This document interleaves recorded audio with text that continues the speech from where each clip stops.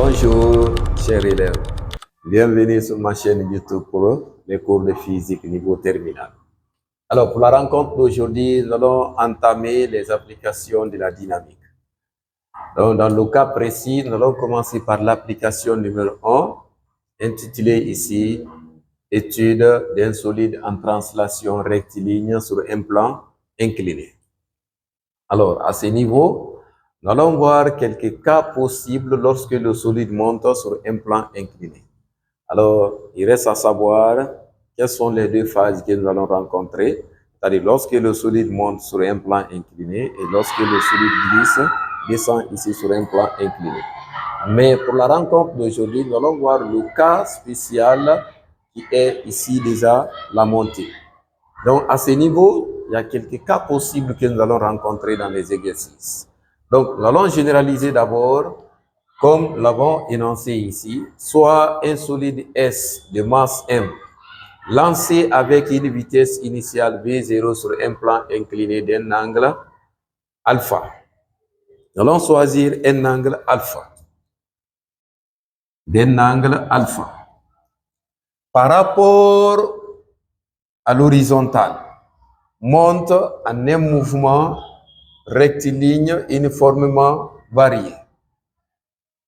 On demande d'appliquer le théorème du centre d'inertie, TCI, et le théorème de la variation ici de l'énergie cinétique dans les cas suivants. Donc, pour la rencontre d'aujourd'hui, nous allons voir le premier cas. Lorsque le solide monte sur un plan incliné, mais cette fois-ci, la somme des forces de contact sont négligeables. Alors, lorsqu'on néglige ici les forces de contact, on appelle ici cette étude déjà comme le mouvement d'un solide sur un plan incliné sans frottement. Donc, les forces de frottement ici sont négligeables. Cependant, l'étude dynamique ici du mouvement d'un solide commence toujours par la représentation ici du schéma. Par rapport à ces cas, nous allons faire un schéma qui correspond à cela. Donc, représentons ici un plan incliné. Alors, voilà ici le plan incliné d'un angle alpha par rapport à l'horizontale. Le solide S de masse M monte ici sur ce plan incliné. Cependant, pour compléter le schéma, on doit déterminer d'abord le centre d'inertie d'un solide, du solide S. On nous a dit quoi? Que le centre d'inertie d'un solide est le point privilégié où supposé concentrer toute la masse du solide. Mais si le solide est de forme ici rectangulaire ou bien d'un carré, on cherche l'intersection des diagonales. Alors, nous allons chercher l'intersection des diagonales de ces solides. On trace comme ça pour déterminer le centre d'inertie. Je cherche l'intersection des diagonales. Le point d'intersection des diagonales correspond ici au centre d'inertie de ces solides. L'objectif, c'est quoi? C'est d'associer le centre d'inertie du solide à un repère d'étude, c'est-à-dire dont l'origine coïncide avec le repère d'étude. Cependant, je mets ici, je mets la règle parallèlement au plan incliné. Je mets comme ça la règle parallèlement au plan incliné. Je trace ici l'abscisse X de ce plan incliné. L'abscisse X est là. Je mets ici l'abscisse X. Cependant, il faut tracer l'ordonnée Y. Mais comme c'est un repère dont l'origine coïncide avec le centre d'inertie du solide, et cela doit être perpendiculaire à l'abscisse X. Je place comme ça la règle pour obtenir ici un angle de 90 degrés. Je représente comme ça. Je pouvais utiliser l'équerre également. Alors, je prolonge l'ordonnée plutôt Y. Je prolonge comme ça. Quand on a l'abscisse X par là, alors on obtient également l'ordonnée Y. Voilà ce repère qui est là, représente ainsi. Alors ici, on a l'origine O, le vecteur unitaire suivant l'abscisse, On va noter ça par I vecteur. Ici, le vecteur unitaire qui est là, on note par J vecteur. Et on a l'ordonnée Y. L'ordonnée Y étant représentée, on a fait savoir ici que le poids est une grandeur vectorielle dirigée ici vers le bas. Alors, comme c'est une grandeur vectorielle, le poids est toujours vertical. Je place comme ça la règle, de telle sorte que le poids là soit vertical. Je place ici la règle pour obtenir un angle de 90 degrés. Alors, je représente maintenant le poids. Le poids qui est là est vertical. On obtient le poids et on note ici par P vecteur. Mais on nous a fait savoir également que toute grandeur vectorielle située ici entre deux axes doit se décomposer. Alors, on décompose maintenant le poids suivant les axes. Je place ici la règle pour obtenir un angle de 90 degrés. Alors, je décompose le poids. Par là aussi, je place la règle pour obtenir un angle de 90 degrés. Et je décompose également le poids aussi suivant l'abscisse. Je décompose ici le poids suivant l'abscisse. Alors, on décompose le poids. La composante du poids suivant l'ordonnée ici est notée par PY. Par là aussi, sa composante obtenue ici est notée par PX vecteur.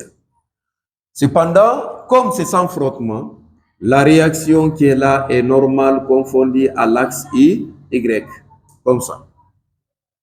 Alors, nous allons indiquer le sens de déplacement du solide à travers le signe plus, suivi d'une flèche ici, qui indique que le solide monte.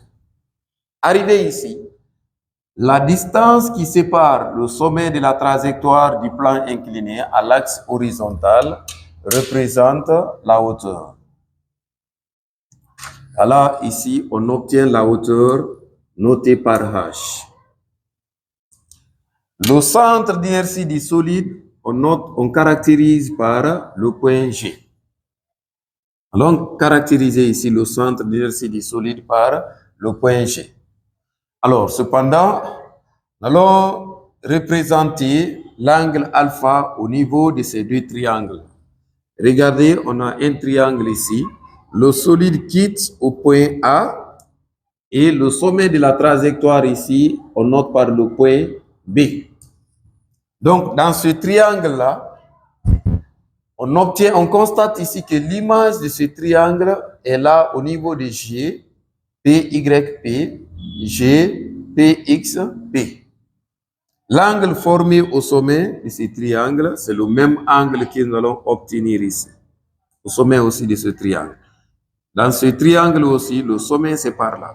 Donc, c'est le même angle alpha que nous obtenons. Donc, connaissant l'orientation de ces angles-là plus tôt, nous allons revenir au niveau de l'étude dynamique maintenant du mouvement de ces solides et cinématique en même temps. Cependant, pour étudier le mouvement d'un solide, au niveau de ces 5 applications de la dynamique, il faut toujours énumérer les conseils de résolution qu'on nous a donnés en classe. On nous a dit en classe, et l'étude commence toujours à énumérer les 3 pas. Le premier pas, il faut énumérer le système à étudier d'abord. Après, énumérer le référentiel d'étude et énumérer aussi l'inventaire des forces, qu'on appelle le bilan des forces. Cependant, dans le cas précis, nous allons commencer par le système à étudier.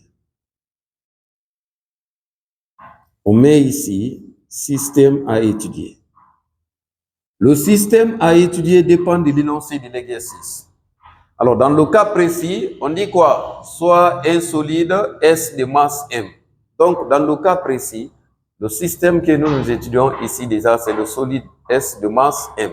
Quand on vous dit dans l'exercice un objet de masse M, alors vous allez énumérer aussi l'objet de masse M. Donc, mais dans le cas précis, nous allons passer par ça. On dira ici un solide S.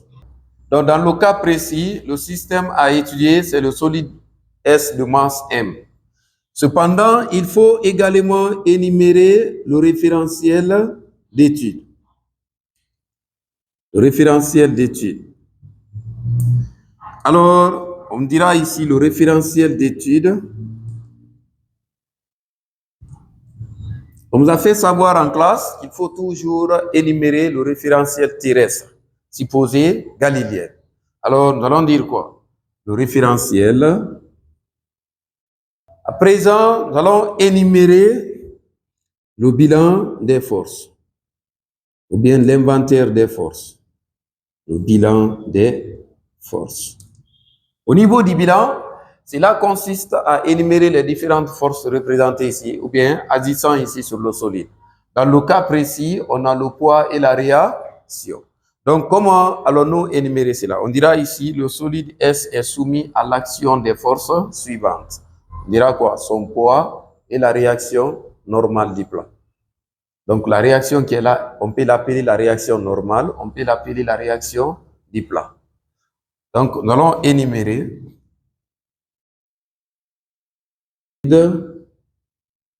est soumis à l'action des forces suivantes. Des forces suivantes. On commence par quoi? Allons énumérer d'abord son poids. Le poids P vecteur égale à M fois G vecteur. Et la réaction normale. La réaction normale, notée par R vecteur. Alors, connaissant le bilan, comme déjà dans cette étude, on nous demande d'appliquer le théorème du centre d'inertie et le théorème de l'énergie cinétique. Alors, nous allons commencer d'abord par l'application du théorème du centre d'inertie. On met ici petit 1, on va mettre par là, petit 1, application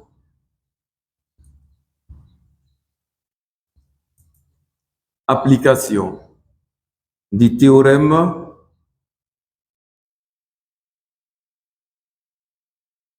du centre d'inertie. Du théorème du centre d'inertie.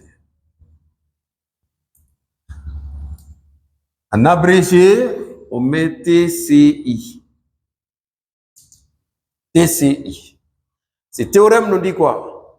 Et dans un référentiel galiléen, la somme vectorielle de toutes les forces appliquées à un solide est égale au produit de sa masse par le vecteur accélération de son centre d'inertie. Alors, arrivé ici, on se réfère toujours du bilan.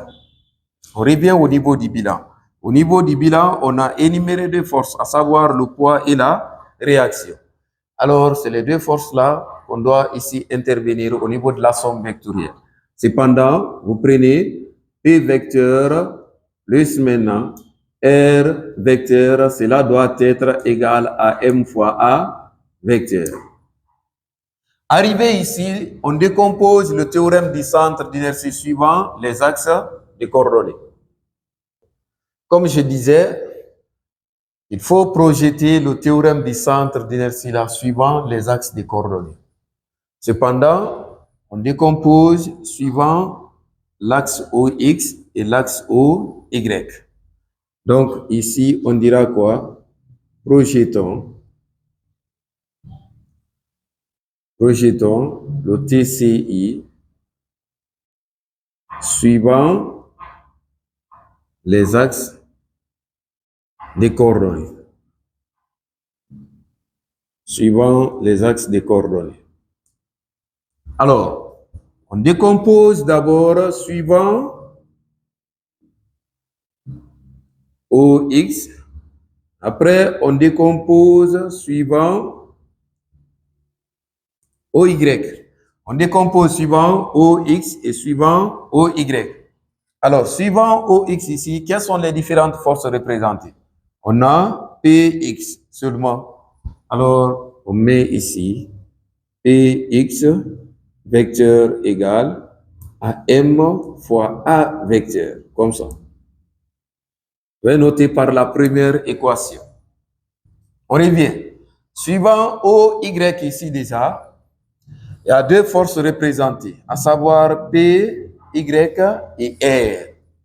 Donc, on met ici P, Y vecteur plus R, cela doit être égal à 0. On note ici par la deuxième équation. Pourquoi c'est égal à 0? Les deux forces-là maintiennent le solide en équilibre sur le plan incliné. C'est-à-dire, leur rôle, c'est de maintenir ici déjà le solide ici en équilibre sur le plan incliné. Cependant, la somme vectorielle ici obéit à ce qu'on appelle, cette somme vectorielle qui est là doit forcément obéir à ce qu'on appelle le principe de l'action et de la réaction. Donc, leur somme vectorielle est égale ici à un vecteur nul. Donc, en prenant ici les deux équations, là, la première et la deuxième, en module, on enlève les vecteurs. En enlevant les vecteurs, on met en module. En enlevant les vecteurs, on tient compte le sens de déplacement du solide et le sens d'orientation vectorielle des grandeurs. Alors, en prenant un module, comme je disais, on tient compte le sens de déplacement du solide et le sens d'orientation vectorielle des grandeurs. Dans le cas précis, nous constatons ici que Px qui est là est opposé au sens de déplacement du solide. Donc, ça devient quoi? Ça représente ici une force de résistance. Donc, on dira ici maintenant, moins Px égale à M fois A. On a toujours la première équation. Au niveau de la deuxième équation, comme les deux vecteurs là sont opposés l'un de l'autre, alors en enlevant les vecteurs, il faudrait que l'une des grandeurs soit négative. Et celui qui ne comprend pas ça, tu transposes ça au second membre. Donc là, tu obtiendras Py vecteur d'abord égale à moins R vecteur. En prenant un module, allons obtenir moins Px, cela est égal à M fois A, la première équation. On recopie ça intégralement.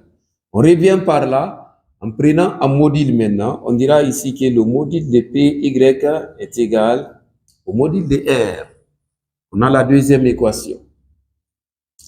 Alors, voilà comment il faut appliquer le théorème du centre d'inertie. Partant maintenant de ces deux équations-là, quelles sont les différentes questions que vous allez rencontrer? Les différentes questions que nous allons rencontrer au petit a, ils vont demander de déterminer la nature du mouvement. Détermination de la nature du mouvement. Détermination de la nature du mouvement. Lorsqu'on vous demande de déterminer la nature du mouvement, cela consiste à déterminer l'accélération du mobile. Donc, pour déterminer l'accélération du mobile, alors on va dire quoi? Pour cela, virgule, cherchons l'accélération. Cherchons l'accélération. On revient dans les deux équations précédentes ici. Dans la première équation, on constate ici que l'accélération est là. Donc, on se sert toujours de cette première équation pour déterminer l'accélération. On rappelle. Donc, on a moins Px égale à M fois A. Donc, dans cette équation, on doit déterminer Px. Retenez ici que Px ne sera jamais donné dans un exercice. Pour déterminer, vous revenez au niveau du schéma. Voilà, on a un triangle ici au niveau de G, Px et P. Voilà le triangle ici de force. Dans ce triangle, alors, arrivé ici, on détermine Px comme si bien dit au début. Alors, dans le triangle G, Px et P, dans le triangle ici des forces, on constate ici que Px qui est là est opposé à l'angle alpha. Cependant, il est nécessaire de maîtriser ces paramètres suivant. Lorsqu'on vous donne Soka-toi, cela signifie quoi? La fonction sinus ici, c'est le côté opposé sur l'hypoténuse. La fonction cosinus, c'est le côté adjacent sur l'hypoténuse.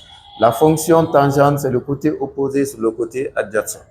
Alors, dans le cas précis, le côté opposé, c'est le côté qui ne participe pas à la formation de l'angle, qui fait face ici à l'angle.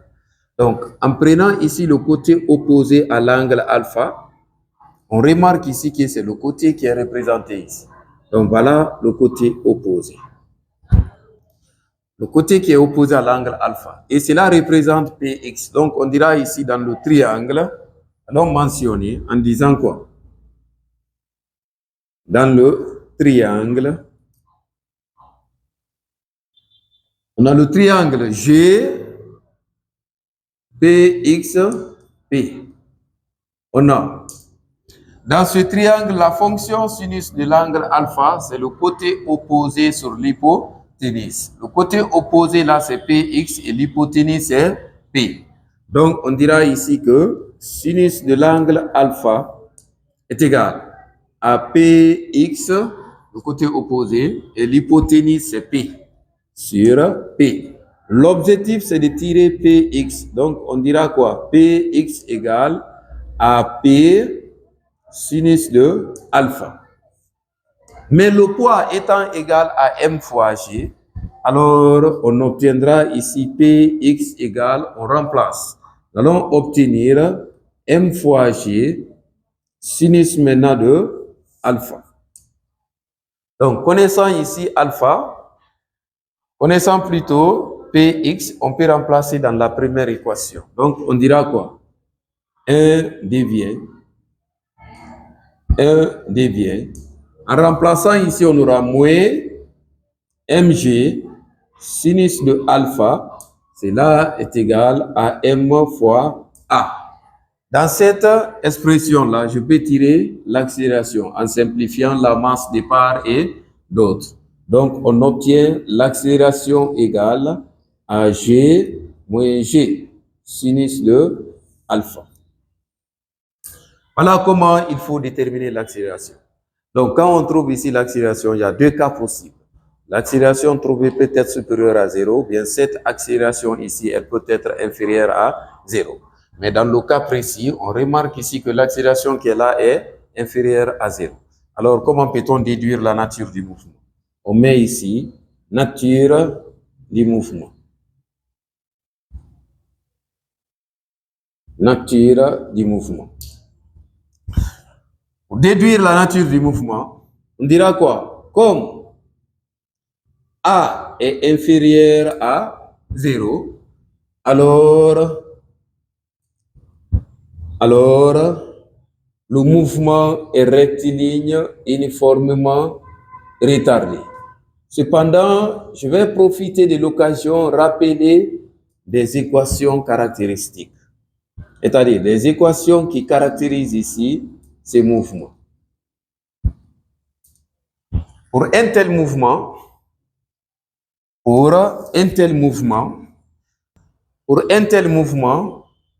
les équations caractéristiques sont, on a x qui correspond à la longueur du déplacement AB, on peut noter par L.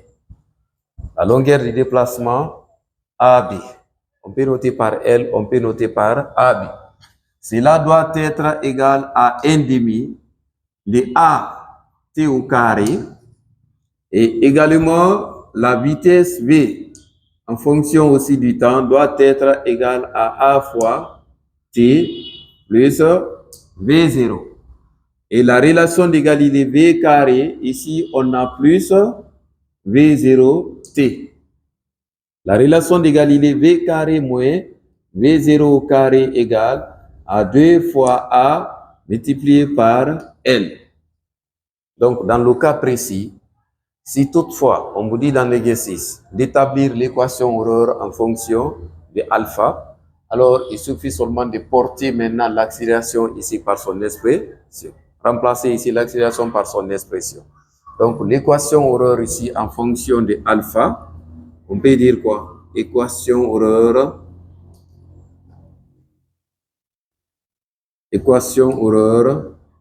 en fonction de alpha. En fonction de alpha, G et V0. Pour déterminer l'équation horreur en fonction de G, alpha et V0, alors il suffit seulement de remplacer dans cette équation. On dira maintenant que AB égale à 1 demi. Je remplace maintenant A par son expression. A étant égal à moins G sinus de alpha, on a T au carré, plus aussi V0 T. Le si moins qui est là, je peux faire sortir devant. On dira maintenant que cela est égal à moins 1 demi de G sinus de alpha, le tout facteur maintenant de T au carré plus V0 T. Voilà, j'ai l'équation horreur en fonction de alpha, G et V0. Donc, voilà en quelque sorte comment il faut obtenir les équations. Alors, la deuxième question que vous allez rencontrer au niveau de l'application du théorème du centre d'inertie, on vous demandera de déterminer la réaction normale. Pour déterminer la réaction normale, petit a, c'était de déterminer la nature du mouvement. Donc, petit b, on met ici détermination. Détermination de la réaction normale. De la réaction normale. Alors, on revient, on dira de la relation numéro 2, virgule, on a. Revenons ici. La première relation, on vient de l'exploiter pour trouver l'accélération. Donc, cette fois-ci, nous allons exploiter la deuxième relation pour déterminer la réaction normale. On a posé ici que Py égale à R en module. Donc, ça veut dire quoi? Lorsqu'on trouve ici Py, on peut trouver aussi R. On rappelle d'abord cette relation. Py égale à R. Pour déterminer Py, on revient dans le triangle GPYP. On constate ici que dans ce triangle, PY qui est là, représente le côté adjacent pour l'angle alpha. Donc, on dira ici que cosinus maintenant de alpha est égal au côté adjacent sur l'hypoténuse. On aura PY sur P. Donc, en prenant ce triangle, on dira maintenant, dans le triangle, G, Py, P, virgule, on a la fonction cosinus de l'angle alpha égale le côté adjacent sur l'hypoténuse. Ici, on aura Py sur P. Donc, on prend Py sur P. Dans l'expression là, on peut tirer Py. On obtiendra maintenant Py égale à P cosinus de alpha. Or, P égale à M fois G. En remplaçant, on ira maintenant que Py égale à Mg cosinus aussi de alpha. Alors, si Py égale à R et que Py égale à Mg cosinus de alpha, par conséquent, le module aussi de la réaction, R peut être égal à Mg cosinus de alpha. La réaction est une force déjà exprimée ici en Newton. Tandis que l'accélération qui est là doit être en mètres par seconde au carré. Donc, voilà au niveau de l'application du théorème de l'énergie cinétique et de l'application du théorème du centre d'inertie, les deux questions que vous allez rencontrer dans le cas précis. Alors, pour la suite maintenant de la vidéo, allons appliquer le théorème de l'énergie cinétique.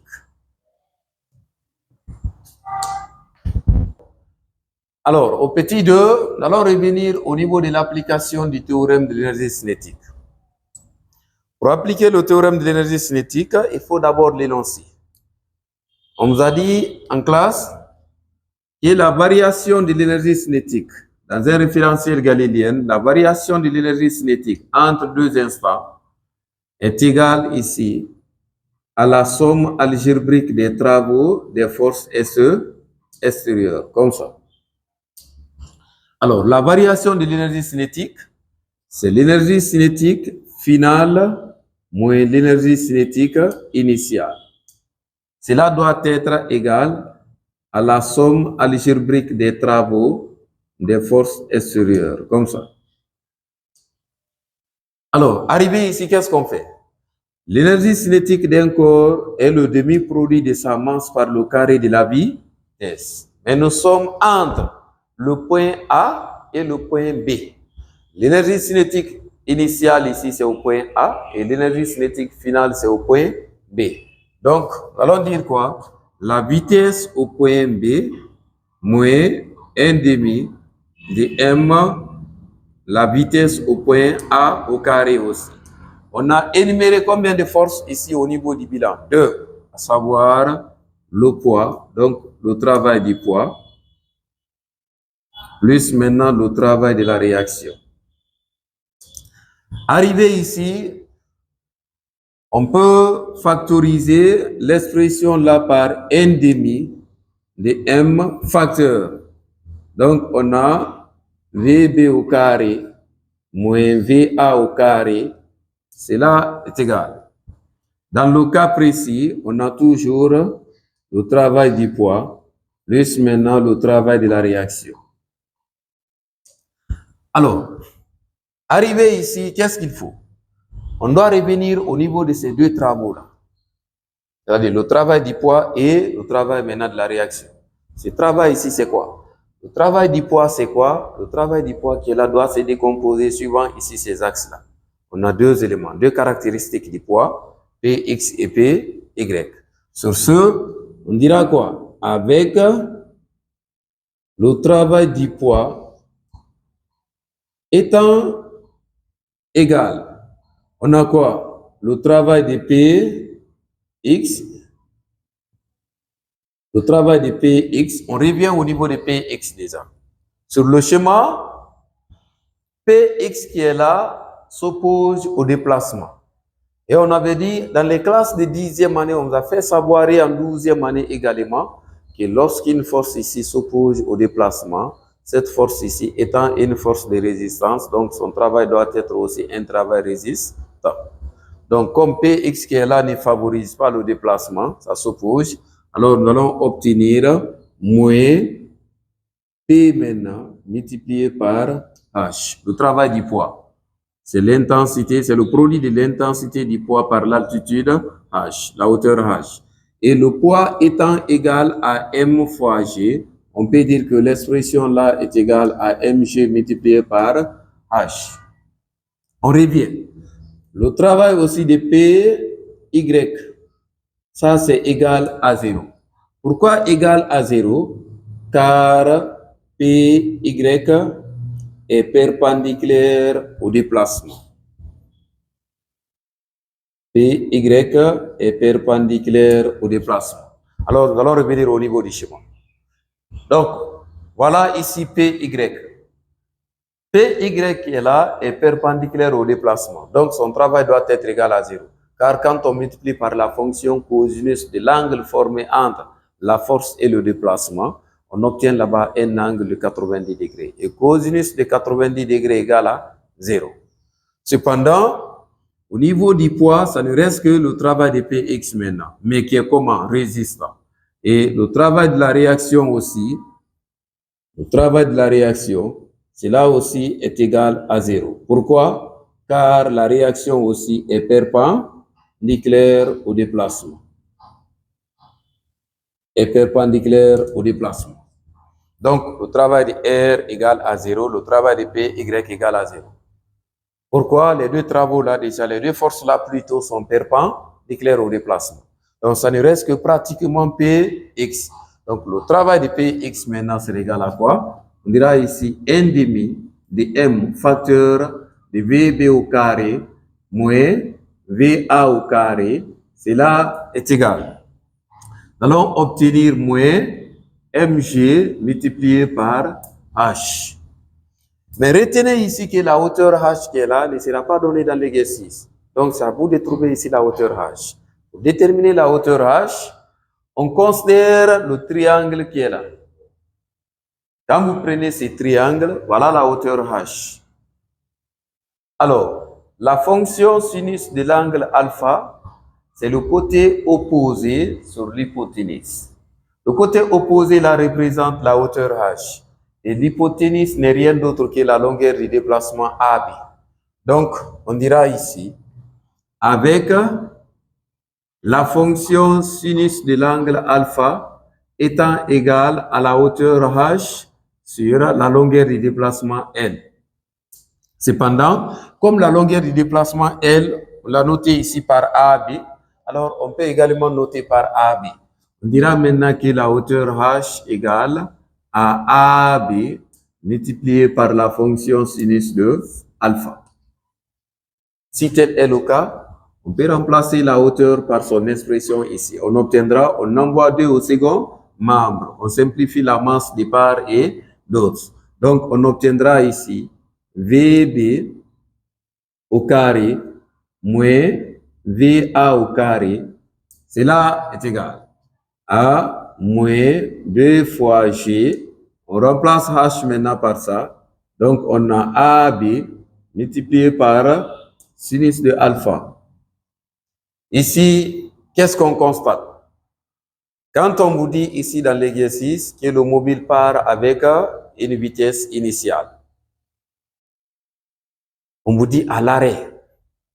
Donc, quand nous sommes à l'arrêt, on dit arrivé au sommet de la trajectoire, le mobile s'arrête. Donc, à l'arrêt, la vitesse finale VB là, doit être égale à 0. Donc, si tel est le cas, on obtiendra ici moins VA au carré égale à moins 2 fois G fois AB sinus de alpha. Donc, si tel est le cas, on peut multiplier l'équation là par moins 1. On obtiendra maintenant VA est égal à la racine carrée de 2 fois G fois AB multiplié par la fonction sinus de alpha. Voilà comment il faut trouver la vitesse à l'aide du théorème de l'énergie cinétique.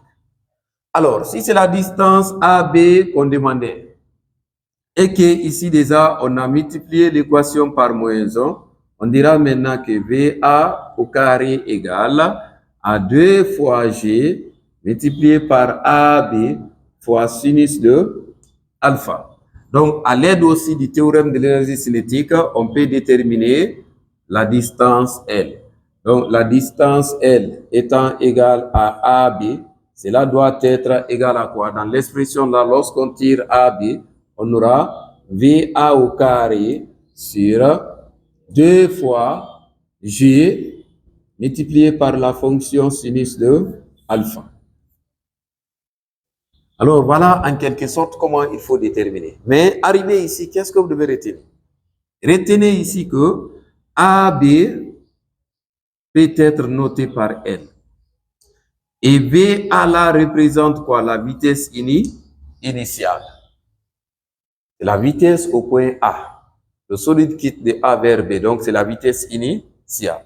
Par conséquent, on peut dire que l'expression là est de la forme V0, la racine carrée maintenant, de 2 fois G fois AB, ou bien AB aussi on remplace par L, L sinus de alpha. Donc c'est les mêmes notations que vous allez retrouver dans les documents. Donc avant de se quitter, je voudrais préciser ceci. Si la méthode n'est pas imposée dans un exercice, et que vous avez déterminé ici la nature du mouvement à travers la valeur de l'accélération, on vous demande maintenant de trouver la vitesse sans imposer la méthode. On peut passer par la relation d'égalité. On peut exploiter la relation d'égalité. Alors regardez, À l'arrêt, dans la relation de Galilée, à l'arrêt ici, la vitesse v égale à 0. Si la vitesse v égale à 0, allons obtenir moins v0 au carré égale à 2 fois a multiplié par n. Je remplace maintenant a par son expression. A par son expression ici obtenue. En remplaçant, nous allons obtenir moins v0 au carré égale à 2 fois L, facteur de moins G, sinus de alpha. Moins qui est là, je fais sortir. On obtient moins V0 au carré égale à moins 2G L sinus de alpha. Je multiplie l'équation par moins 1. Quand on multiplie par moins 1, l'expression là de part est d'autre. Alors, nous allons obtenir V0 au carré égale à 2 fois G sinus, on a L sinus de alpha. On va directement se retrouver à partir de là. On se retrouve directement à partir de là. Et là maintenant, à l'aide maintenant de cette expression, si c'est la longueur qui est demandée dans l'exercice, vous allez tirer la longueur. Et si c'est la vitesse initiale V0 qu'on demande de calculer, vous tirez aussi la vitesse initiale V0. Donc voilà en quelque sorte comment il faut étudier le mouvement d'un solide sur un plan incliné qui monte ici sans frottement. Donc, je crois bien, c'est pas tellement satisfaisant, c'est que vu le temps qui nous reste dans la vidéo, on peut pas prendre assez de temps, c'est de façon résumée. Mais je crois bien avec ça, vous aurez ici le temps de traiter des exercices en même temps, aller au-delà ici de ce que je viens de dire. Vous allez rencontrer beaucoup de cas, mais moi je ne fais que de façon résumée vous guider. Merci et à la prochaine.